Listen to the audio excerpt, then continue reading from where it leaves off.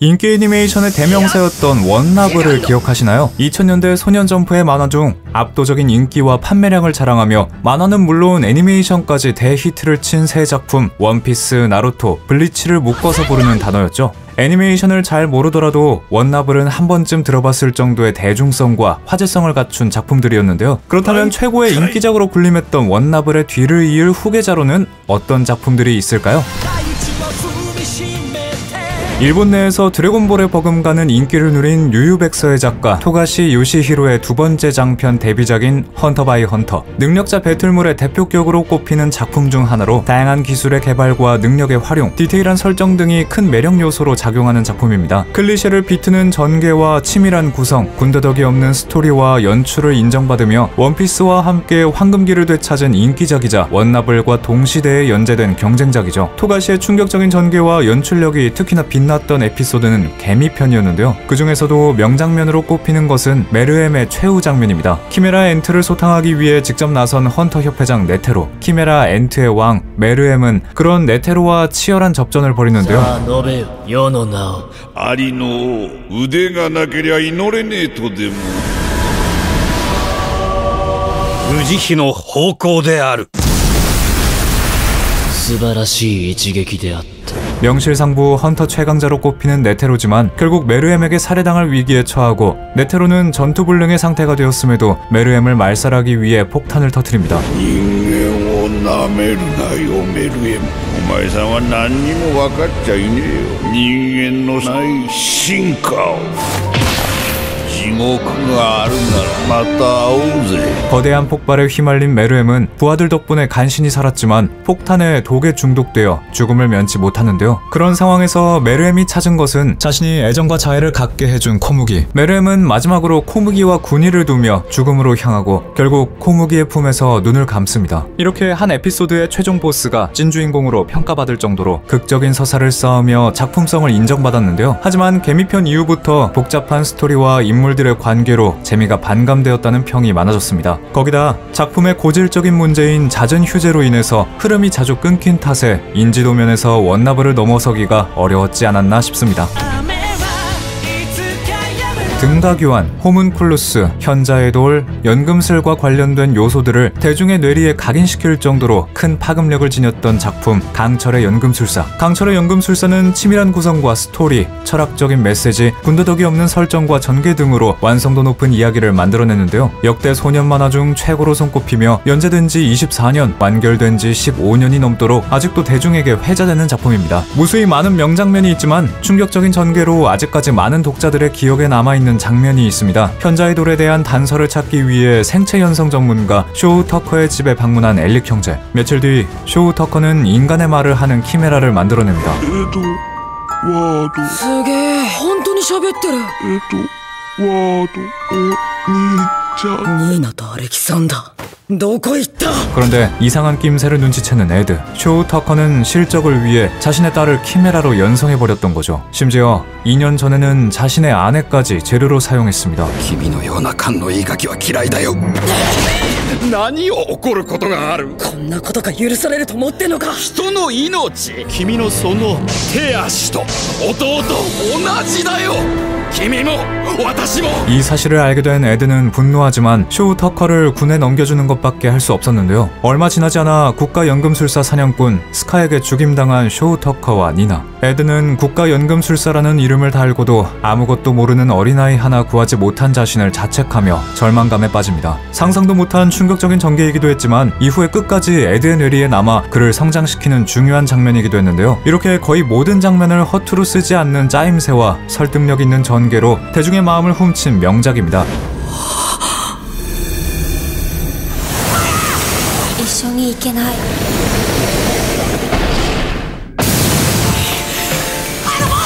必ず迎えに来るぞ。待ってろ。 데스노트는 제목 그 자체가 밈이자 유행이 되어버린 작품인데요. 숨막히는 두뇌 배틀과 몰입감, 흡입력 있는 전개로 일본 만화 역사상 최고 걸작 중 하나로 손꼽히는 작품입니다. 피카레스크 장르의 애니메이션 중에 가장 인지도가 높은 작품으로 소년 만화에 들어가긴 하지만 기존의 틀을 크게 깨트려 호평을 받았죠. 데스노트의 가장 특징적인 점은 역시 두뇌 배틀인데요. 주인공 라이토의 치밀한 작전과 천재성이 가장 돋보인 장면 중 하나는 FBI 제거 장면입니다. 라이토는 자신을 미행하는 인물이 있다는 것을 눈치채고 정체를 밝혀 제거하려고 하는데요. 평범한 데이트를 가는 척하며 미행 인물을 유인, 강도를 조종해 미행 인물이 FBI 소속 레이 펜버라는 것을 알아냅니다. 그리고 레이에게 얼굴을 가린 채 접근한 뒤 의문의 서류를 건네는데요. 레이는 영문도 모른 채 라이토가 시키는 대로 서류에 키라 수사에 착수한 FBI 이름을 모두 적습니다. 그 직후 심장마비로 사망하는 레이. 사요나라 레이 펜버. 그리고 키라 수사 중인 FBI 전원이 동시에 사망하는데 레이뿐만 아니라 수사 인원을 모두 몰살시키기 위한 라이토의 완벽한 작전이었습니다. 이 장면뿐만 아니라 레이의 약혼 여인 미소라 나오미와의 긴장감 넘치는 떠보기 끝에 나오미를 살해하는 장면도 압권인데요. 이렇게 판타지와 스릴러를 잘 조합해 명품 두뇌전을 보여준 명작입니다. 하지만 편집부 때문에 연장된 것으로 추측되는 2부에서는 조잡한 전개와 빈약한 개연성으로 명작 반열에서 이탈해버린 비운의 작품이죠. なぜそんなに時計を気になさってるんですか？キラだから。さようなら美空直美さん。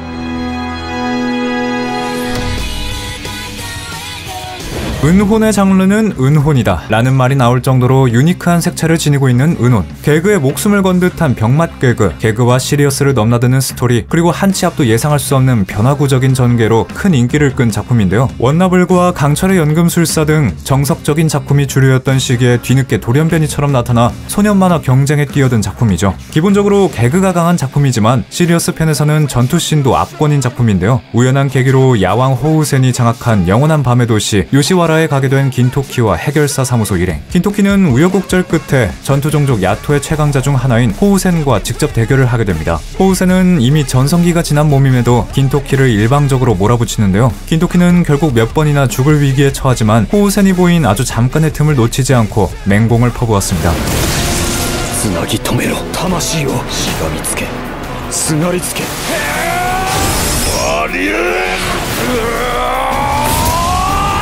하지만 그 정도로는 야왕을 꺾을 수가 없었는데요. 그때 무너진 벽 틈으로 들어오는 밝은 빛, 바로 호우센이 몇 년이나 피해왔던 그의 천적 태양빛이었습니다. 평생 태양빛을 원했지만 스스로 거부했던 그는 결국 밝은 빛과 함께 마지막을 맞이하죠. 독보적인 개그감과 스토리 완급 조절 능력으로 병맛 개그계의 새 지평을 연 은혼. 하지만 개그와 연출로 커버해서 그렇지 같은 패턴이 반복되는 전개 등으로 스토리의 허술함도 곳곳에 보이는 작품이었죠. 그리고 애초에 개그 만화로서의 인상이 강한 탓에 원나블을 잇는 후계로 불리기에는 조금 장르가 다르지 않나 싶습니다. 페어리테일은 레이브로 유명한 마시마 히로의 두 번째 작품인데요. 작중 최고의 마도사 길드 중 하나인 페어리테일을 중심으로 염룡왕의 양아들인 열혈 청년 나츠와 루시, 그리고 다른 길드원들의 모험을 담고 있습니다. 매력 넘치는 캐릭터들과 세세하고 화려한 설정의 마법들, 인물들 간의 대립구도 등으로 큰 인기를 끌며 2010년대 초반에는 일본 인기 만화 4위에 랭크되기도 했죠. 특히 캐릭터들의 서사를 극대화한 장면으로 루시의 성령왕 소환 장면이 있는데요. 어둠의 길드 타르타루스와의 싸움 도중 동료들과 따로 떨어져 혼자서 적들과 싸우게 된 루시. 루시는 다수의 적들을 상대하기 위해 성령을 다수 소환, 무려 3채 동시 개문을 해버리는데요. 그럼에도 적들에게 밀리며 위기에 처합니다. あいつら強すぎる。同時開門ができる精霊魔導士ならできる。精霊を召喚。でも私鍵を持ってない。大小召喚術。 이 위기를 극복할 방법은 최강의 성령, 성령왕을 소환하는 것뿐. 하지만 성령왕 소환을 위한 조건은 바로 아쿠에리아스의 열쇠를 부수는 것이었죠. 鍵が壊れても私は死ぬわけではない。仲間を救うためにやるんだ。二度と会えなくなるだけだ。今仲間を救えるのはお前だけなんだぞ。やるんだ。私の鍵を壊せ。私アクエリアスが大好き。やれルーシー。 아쿠에리아스를 엄마처럼 따르던 루시는 당연히 거절하지만 이미 그녀는 마음을 굳힌 뒤였는데요. 이별을 눈앞에 둔 두 사람은 서로가 서로에게 소중했음을 되짚고 결국 루시는 아쿠에리아스와의 영원한 이별을 대가로 성령왕을 불러내게 됩니다. 이렇게 감동적인 서사와 레이브 때부터 뛰어났던 떡밥 회수 등으로 호평을 받은 작품입니다. 하지만 스토리의 목적성이 명확한 원나블과는 달리 스토리 전체를 관통하는 주제가 없어 이야기의 완성도나 몰입이 떨어지는 떨어지는 단점이 있죠. 여기에 파워 밸런스, 부족한 개연성 등의 문제가 있었는데요. 이런 단점들 때문에 원나블의 후계로 보기엔 한 끗 부족했던 것 같습니다. 7개의 대주는 전설의 기사단, 아서왕 전설과 7대 죄악을 모티브로 해 만들어진 판타지 작품인데요. 먼치킨스러운 주인공과 동료들의 사이다스러운 전개와 인물들의 서사, 억지스럽지 않고 매력적인 인물 간 러브라인 등으로 인기작 반열에 올랐습니다. 금방 역전당하긴 했지만 2015년에는 원피스의 판매량을 넘겼을 정도로 큰 인기를 끌었죠. 이런 7개의 대죄의 명장면 제조기로 불리는 캐릭터가 있는데요. 바로 오만의 죄, 에스카노르입니다. 그 중에서 손꼽히는 장면 중 하나는 에스타로사와의 전투씬인데요. 증오를 가진 이들을 무력화시키는 계금 자해로 멜리오다스를 죽이고 반과 다른 동료들까지 꼼짝도 하지 못하게 한 에스타로사. 그 앞에서 움직일 수 있었던 건 그를 증오의 상대로도 보지 않는 에스카노르뿐이었죠. お前となら本気で遊べるな。おこがましい。震えるサン、プライドフレ。 하지만 에스카노르마저 밀리고 그의 불꽃이 어둠에 먹혀버리는데요. 절망적인 상황에서 다시 피어오르는 불꽃, 그리고 我の攻撃が通用しない。我が決めた。決めるのは我だ。震えるサン。エスカノー！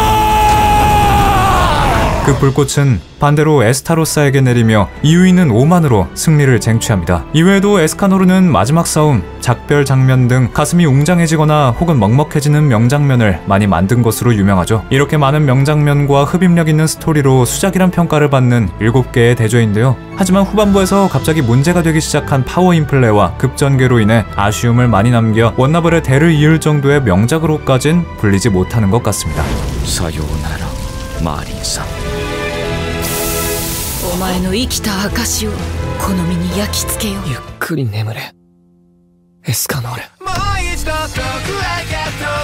나의 히어로 아카데미아는 히어로 능력자들을 양성하는 아카데미에서 일어나는 이야기들을 담고 있는데요. 눈앞의 벽을 넘고 시련을 극복하며 히어로라는 꿈에 다다를 수 있다는 올곧은 메시지를 담고 있는 작품입니다. 설정이나 세계관이 탄탄한 데다 왕도물을 표방하고 있음에도 톡톡 튀는 의외의 전개를 자연스럽게 만들어낸 덕에 2010년대의 원피스, 하이큐와 함께 소년점프 3대장으로 군림했죠. 기억에 남는 명장면이 많지만 그 중에서도 소년들을 전율하게 만든 장면은 올마이트와 올포원의 전투 장면이 아닌가 싶은데요. 최강 최악의 빌런 올포원을 막아선 넘버원 히어로 올마이트. 세계관 최강자들의 싸움답게 눈을 뗄 수 없는 격렬한 전투가 이어지지만 곧 올마이트의 머슬폼이 풀리면서 승기도 놓치고 볼품없는 진짜 모습을 전국의 생중계로 보이게 됩니다. 정신적으로 핀치에 몰린 올마이트. 하지만 자신을 응원하는 미도리아와 시민들의 목소리에 최강의 히어로는 다시 한번 주먹을 쥐고 격전 끝에 결국 승리를 거머쥐는데요. 限界だって感じたら思い出せ。何人もの人がその力を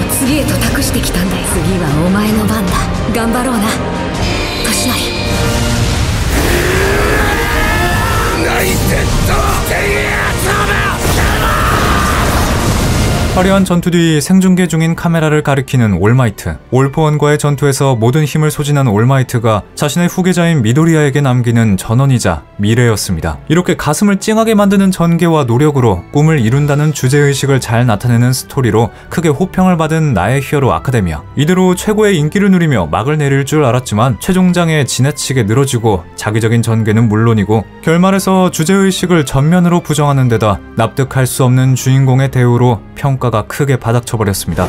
次は君だ。オールマイトから短く発信されたメッセージ。平和の象徴の折れない姿。真逆のメッセージとして聞こえた。私はもう出し切ってしまった。 블랙클로버는 마법만으로 모든 것을 평가하는 세상에서 한 줌의 마력 없이 태어나 무시당하면서도 마법제를 꿈꾸는 소년 아스타와 동료들의 이야기를 다루고 있습니다. 늘 무시당하지만 남들과는 다른 재능을 숨기고 있는 열혈 주인공, 그리고 천재적인 재능으로 주변 사람들에게 늘 인정받는 라이벌 등 완벽하게 왕도적인 성향의 소년 만화인데요. 클리셰를 비틀거나 소년 만화스럽지 않은 작품들의 유행 속에서 오히려 왕도의 매력을 어필하며 단숨에 인기작이 되었죠. 블랙클로버는 1화부터 강렬한 전개와 연출로 시선을 끌었는데 극소수의 천재만 받을 수 있다는 네잎클로버의 마도사를 얻으며 기대받는 유노와는 달리 남들은 다 받는 마도사 하나 못 받은 아스타. 그렇게 자신은 아무 힘이 없다는 것을 확인했지만 그럼에도 친구 유노를 위협하는 마도사에게 겁없이 달려들었죠. 하지만 아스타는 만신창이가 되고 자신의 꿈이 비웃음을 사도 다시 일어나는데요. 諦め。おい誰が負け犬だ。そいつは負け犬じゃねえ。アスタは俺のライバルだ。まただ。今こいつを倒す。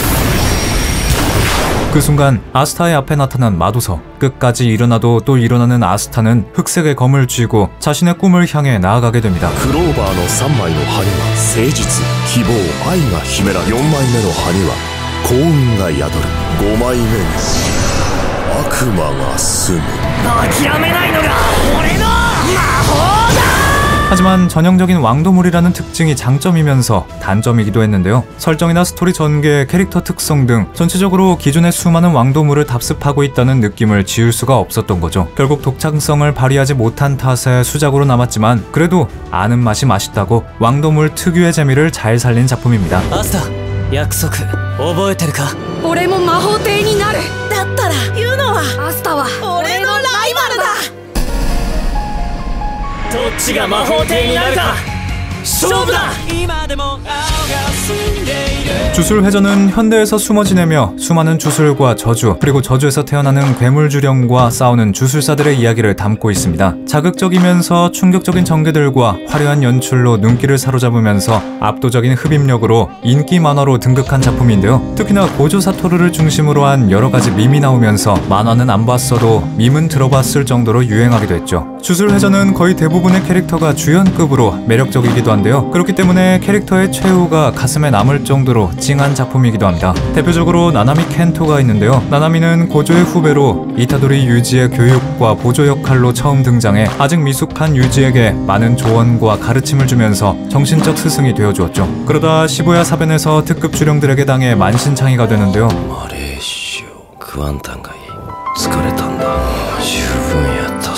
그럼에도 동료들을 위해 수십의 적을 베고 또 베며 끝까지 포기하지 않았습니다.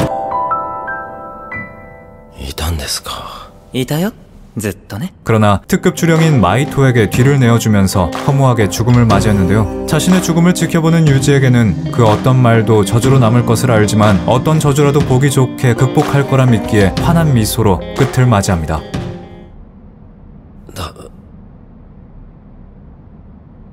이타도리-kun, あとは頼みます.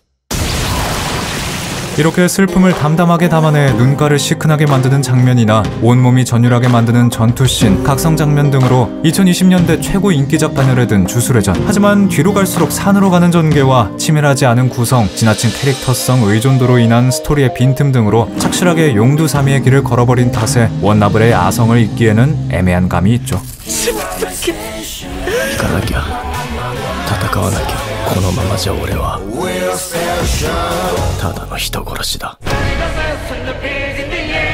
진격의 거인은 인류를 멸종 직전까지 몰아붙였던 식인 거인들을 피해 살고 있는 세상에서 거인들과 맞서 인류의 자유를 되찾으려는 이들의 이야기를 담고 있는데요. 일방적인 거인에 대한 권선징악이 아니라 입체적인 인물들과 깊이 있는 서사로 철학적인 메시지를 전달하면서 스토리를 밀도 있게 구성해 스토리의 완성도로는 일본 만화계에서 최고로 꼽힐 정도라는 평가를 받고 있죠. 덕분에 2020년에 판매 부수 1억을 돌파하며 큰 인기를 누렸습니다. 진격의 거인은 깊이 있는 스토리는 물론이고 액션 연출에서도 큰 저력을 보여주었는데요. 인류의 1차 방어선인 월마리아를 탈환하는 작전에서 혼자서 짐승 거인을 상대하게 된 리바이. 하지만 다른 거인들의 합세에 조사병단은 몰살 위기에 처하고 리바이도 짐승 거인을 죽이지 못합니다. 그러자 작전을 성공시키기 위해 사단장인 엘빈이 한 가지 결심을 하는데요. 바로 남은 병사들과 함께 짐승 거인에게 돌격해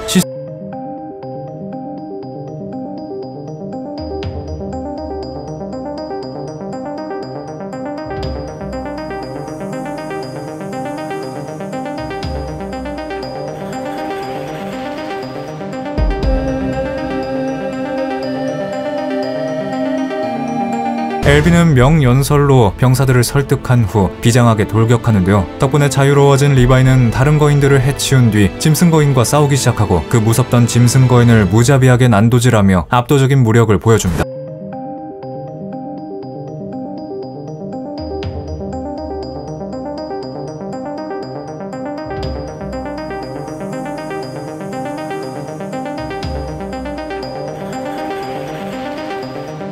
꽤 화려한 작화와 액션 연출로도 정평이 난 작품인데요. 이외에도 소름 끼치는 세계관 구성 등으로 스토리적인 완성도도 꽉 잡고 있습니다. 하지만 가끔 보이는 뜬금없는 전개나 자기적인 설정 때문에 비판을 받기도 했고, 특히 결말의 급전개로 여러 논란을 만들기도 했죠. 무엇보다 소년점프 연재작이 아니라는 점에서 원나블의 후계자라고 하긴 어렵지 않나 싶네요. 家庭を持て壁の中で人を愛せそれができなければ繰り返すだけだミカサやアルミみんなを救いたいなら使命を全うしろ誰のことだわからない誰の記憶だろう